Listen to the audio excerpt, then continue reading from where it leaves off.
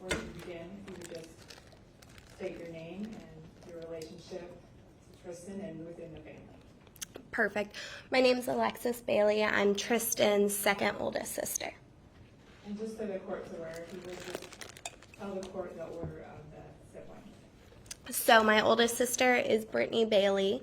Again, I'm Alexis Bailey. I'm the second oldest sister, followed by my brother Tegan Bailey, Sophia Bailey, and then Tristyn was the youngest of the family. Okay, go ahead. Thank you.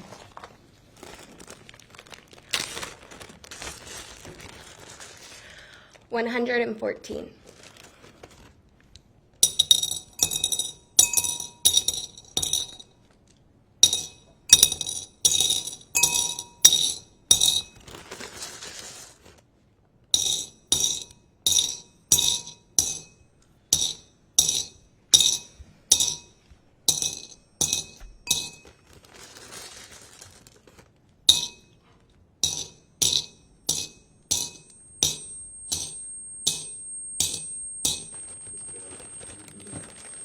Of course.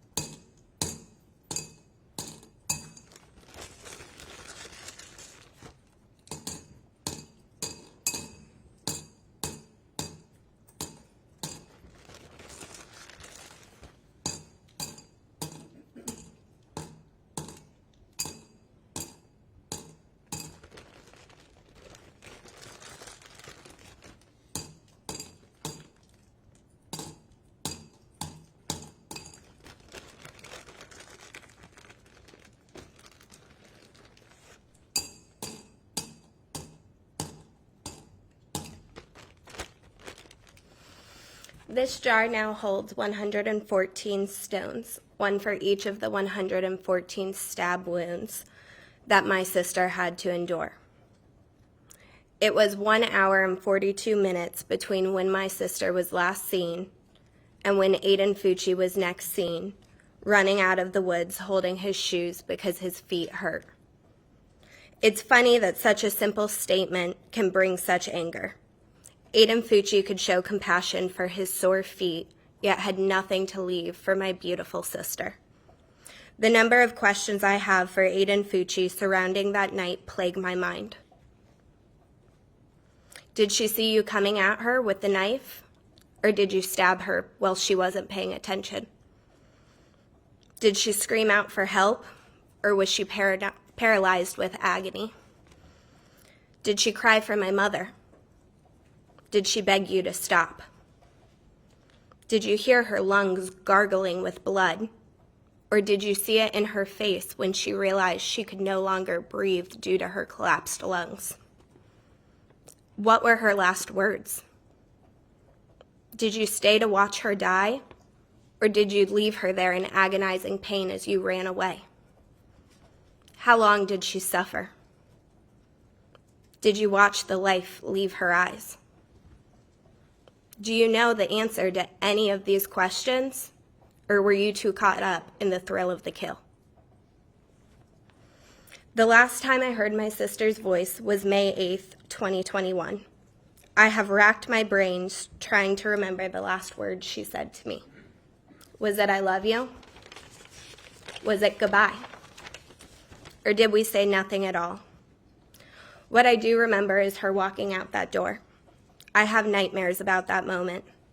In my dreams, I try to reach out and grab her, beg her to spend the night, anything to prevent what happened just hours later, yet every time the door closes before I can get to her. The memories of May 9th will forever be ingrained in my mind, body, and soul. To know I was awake and only 11 minutes away from my sister as she was being brutally murdered. Could I have saved her? I remember the vivid feelings of my body collapsing on the ground as the police informed us that they had found a body.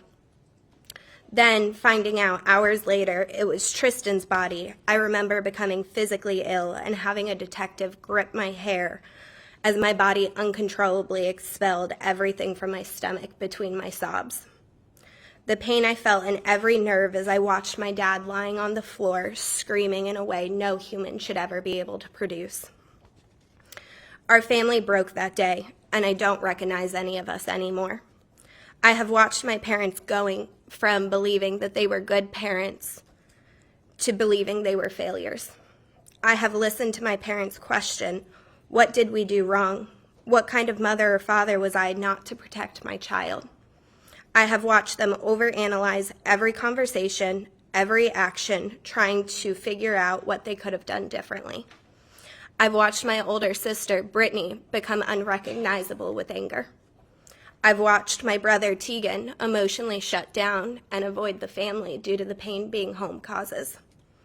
I've watched my younger sister, Sophia, completely lose her childhood and be cast into the role of being a parent and being the resident therapist for my mother.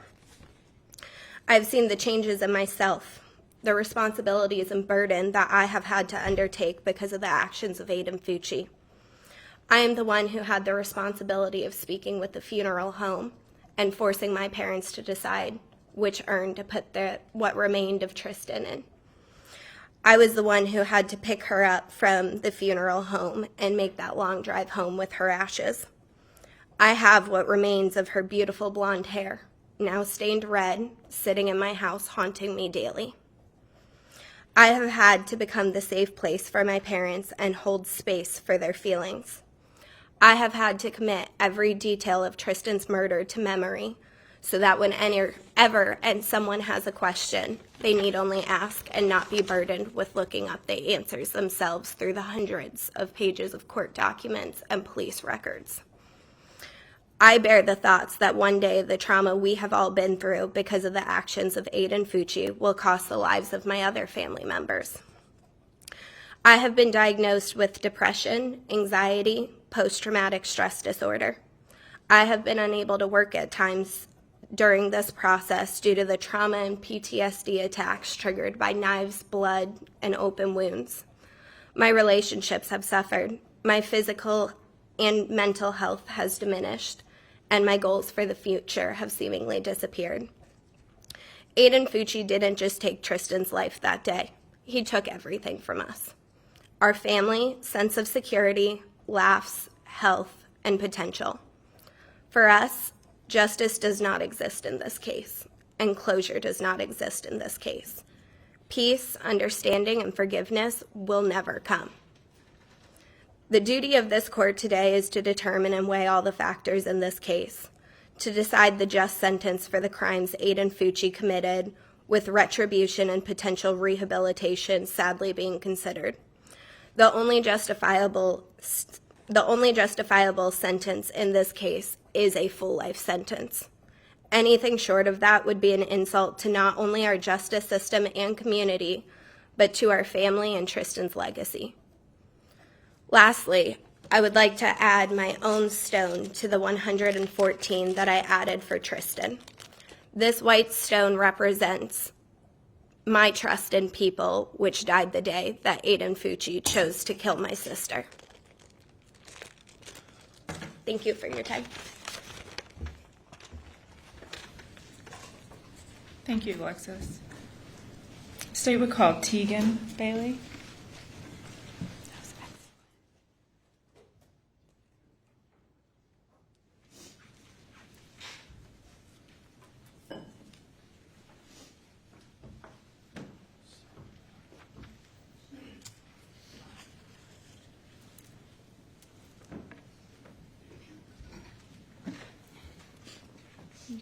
Start whenever you're ready.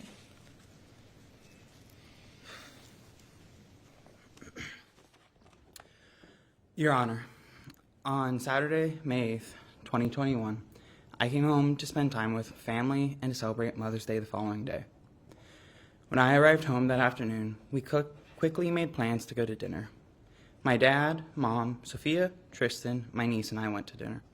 There wasn't a single sign that this would be our last night together, and what I believe was Tristyn's last meal. Shy of my older sisters, Brittany and Alexis, being present, the dinner was perfect. My niece was playing with her food, trying to crawl under the table. We talked about when we lived in Singapore. My dad supplied ample comedy and smiles in a way that only siblings can. Tristyn and I silently made a pact and messed with Sophia during dinner, the way only siblings know how to do. It was perfectly imperfect. I would give anything to either stay at the table a few minutes longer or to have had Brittany and Alexis there as well. Following dinner, we visited Alexis and then went home. I went on a late walk with Sophia to reach my exercise goal for the day, which I talked with Tristyn about when we got back. Finally, Sophia, Tristyn, and I started to watch TV. I began to fall asleep on the couch until I finally excused myself to go to bed. Every single day, I can't help but wonder what would have happened had I slept on that couch instead, or if I had stayed up later. Tristyn was a 13-year-old.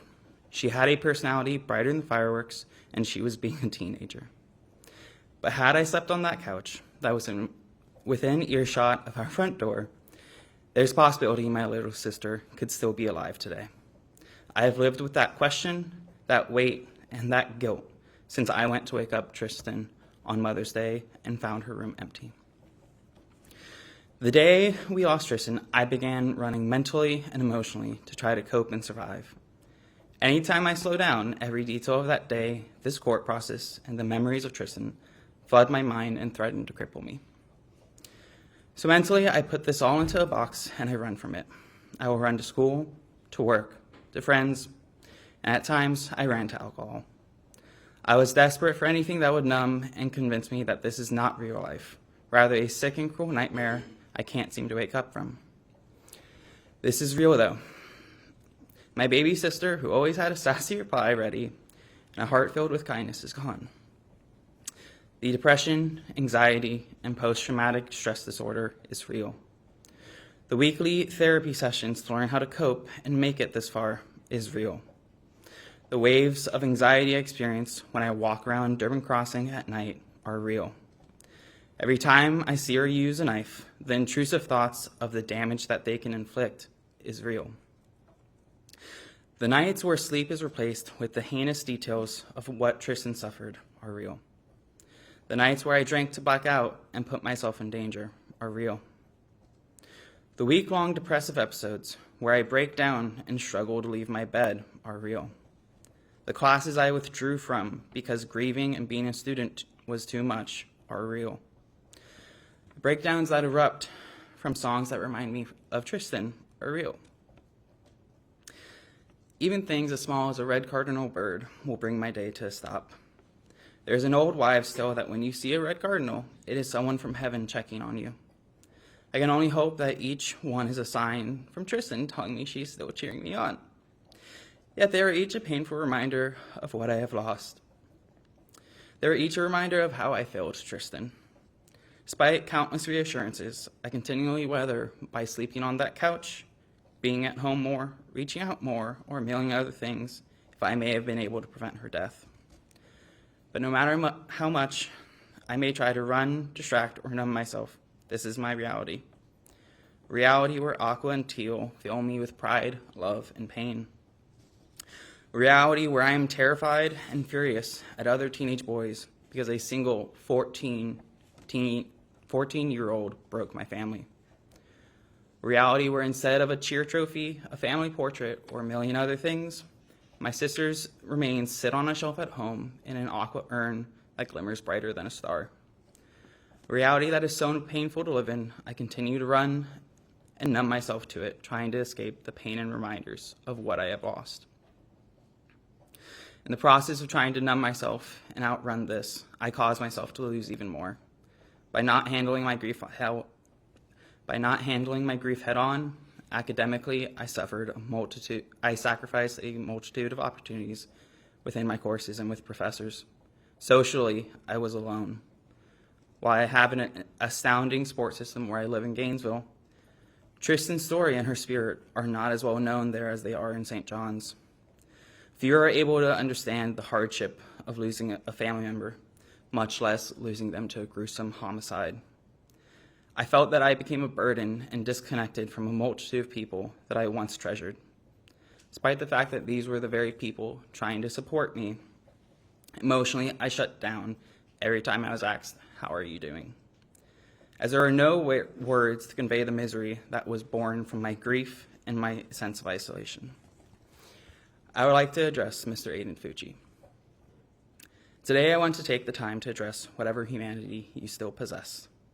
Since learning of your existence and the agony inflicted upon my family, I have convinced myself you are something other than human. I refuse to use your name, to believe that you are a regular person. To believe that you are human would be to accept that the darkness that has marked my family could come from ordinary people, something which causes me to lose all hope. So I convince myself you must be something less than human, and that people can still be good. But you are human. Between investigative evidence and individuals in the St. John's community, my family and I have learned more about your life than we ever cared to know. Part of this included learning that you have siblings and a younger sister at that. I'm sorry, I lost my place. I have 4 sisters, 2 older and 2 younger sisters, including Tristyn. While you may have siblings, I don't believe you know what it means to be a brother. Having siblings is a job, a responsibility, and a privilege. Being a brother to sisters means being there to support them, to listen, to celebrate them, and to be there for them when they are in need, and so much more. You took one of my sisters away from me. I will not get drive her to cheer, listen to her spill the tea, celebrate her achievements, or spoil her with trips to Starbucks for a double chocolate chip grande frappuccino. If I ever have children, none of them will ever get to meet their aunt. I will never get to brag to others about Tristyn's determination and her persistence in pursuing her goals. Because when Tristyn had a goal, she accomplished her goal. Because of your actions, I cannot fulfill my role as Tristyn's big brother. While I am so fortunate to be blessed with 3 other amazing and unique sisters who inspire me and remind me of what life has to offer, you took away my baby sister. I want you to think of your own siblings, your own sister. Just as I have lost my sister, they have lost their brother. At the end of this, you will be in prison. They will not get to lean on you for support. You won't be able to celebrate with them or grow old with them. They have lost their brother. You have lost your siblings. You have failed as a brother. My siblings and I didn't just lose a sister. My parents lost a daughter. Tristyn's friends lost a goofball who brought a smile by walking into the room. The cheer community lost a teammate who was an unwavering pillar of spirit and perseverance.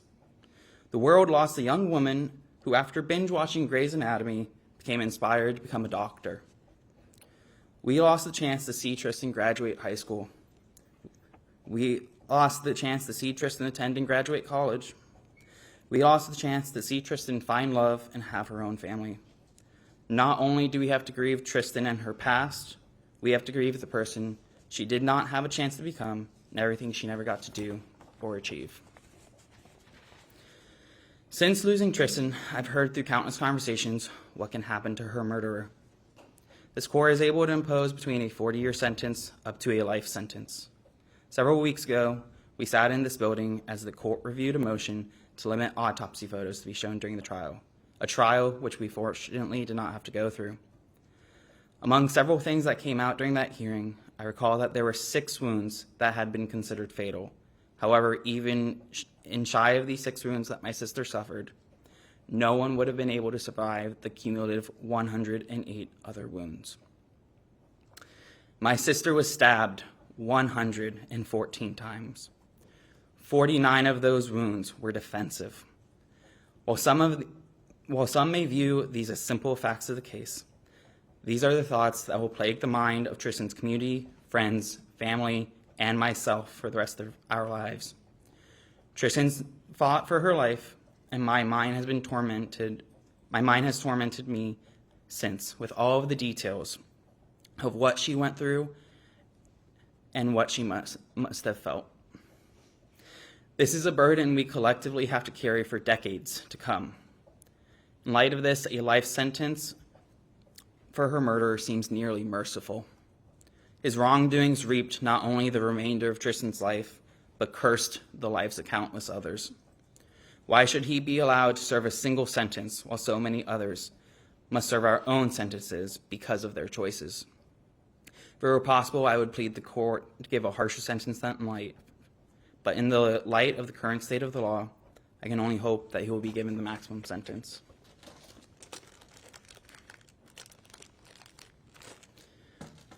I add this stone for the hope and belief I had in people being good that died the day that Aiden Fucci murdered my sister.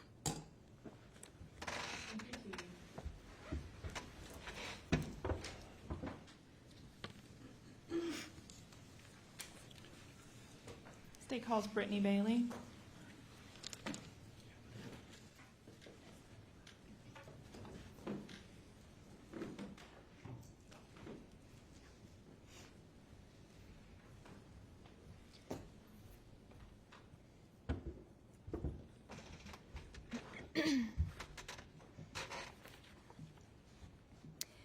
Your Honor, my name is Brittany Bailey Russell, and I am Tristyn's oldest sibling.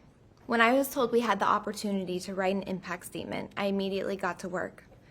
Writing comes natural to me, but I knew the importance this statement would hold, and I knew I needed more time than any piece I had written in the past. For months, I have attempted to put pen to paper to express the magnitude of this catastrophe we face every second of every day. Describe the devastation this has caused on my family. Your Honor, I could stand up here today and tell you what little I can remember from May 9th, 2021, how I was on day one of my honeymoon with my husband and woke up to an alarming call from my sister Alexis saying, "Brace yourself. We can't find Tristyn. We're about to post it on social media." I could express the sense of darkness and terror I felt just being over 1,900 miles away from my panic-struck family, feeling absolutely helpless that I could not search, comfort, or engage with my squad, as Tristyn would put it.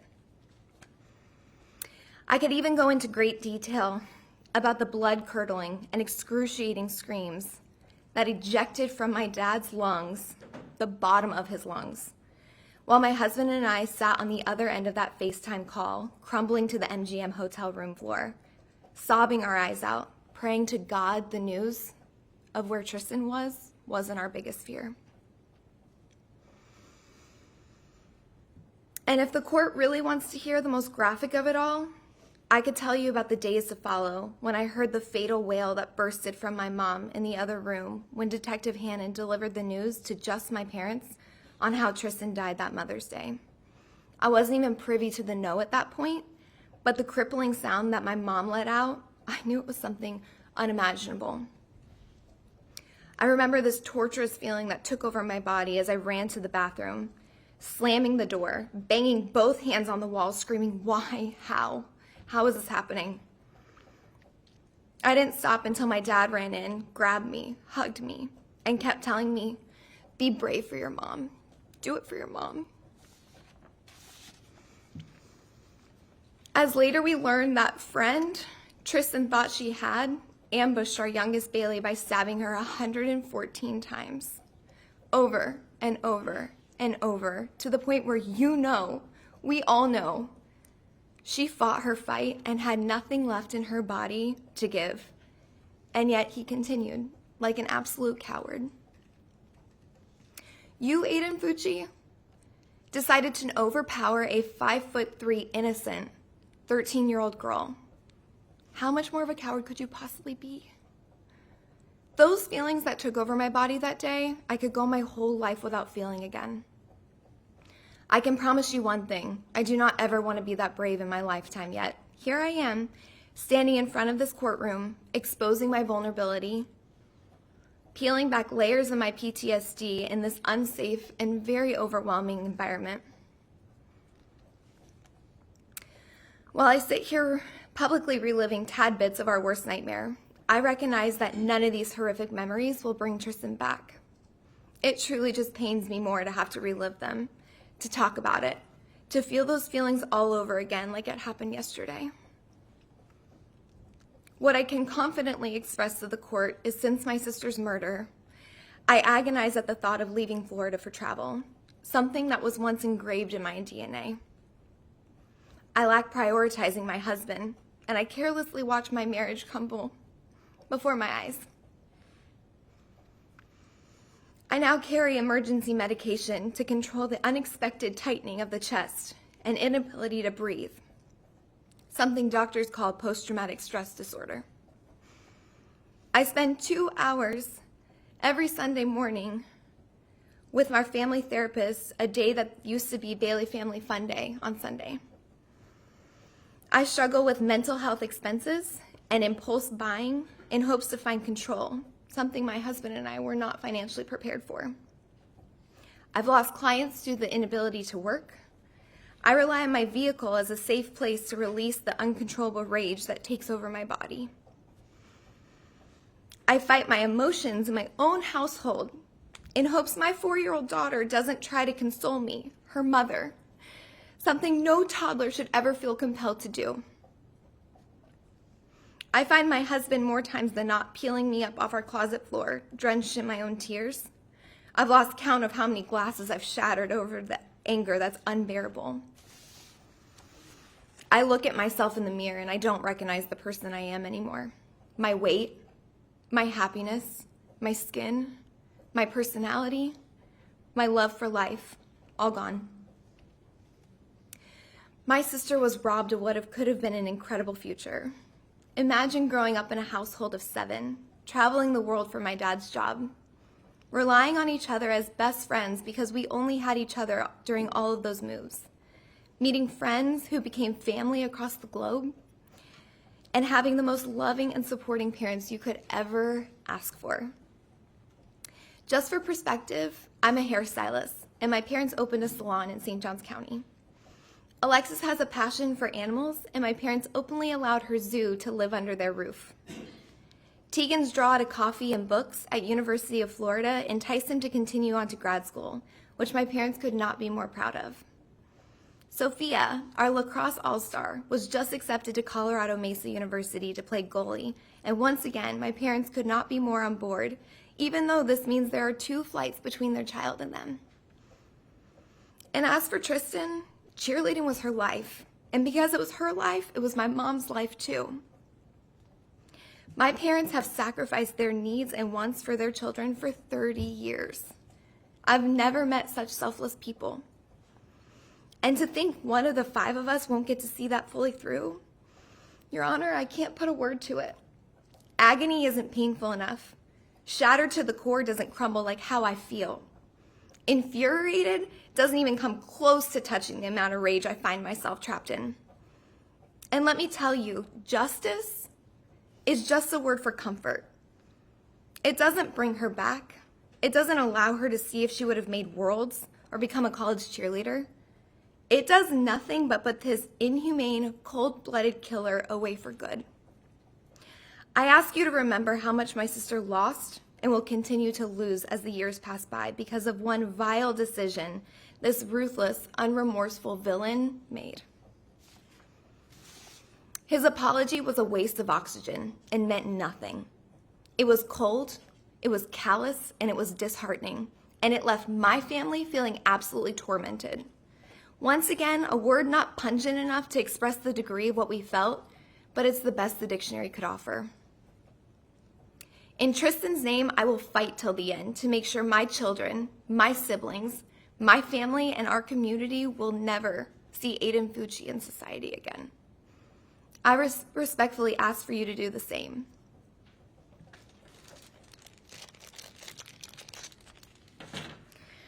This white stone represents my loss in faith in our school systems to keep violent children away from the innocent. We are forever Tristyn Bailey strong. Thank you. Thank you, Brittany.